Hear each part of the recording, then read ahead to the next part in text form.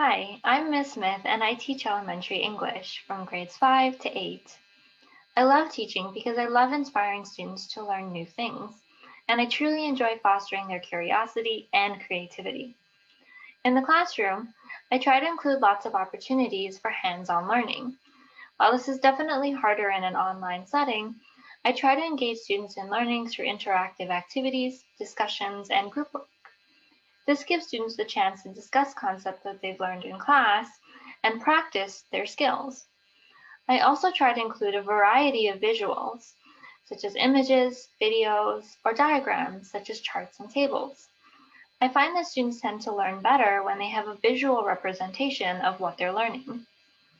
I also think it's key that students understand the importance of what they're learning and why it matters in their own lives.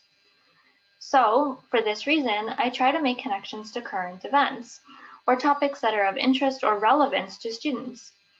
In order for students to be successful in elementary English, it's important for them to participate in activities and discussions with their peers, as well as practice their reading, writing, and oral communication skills.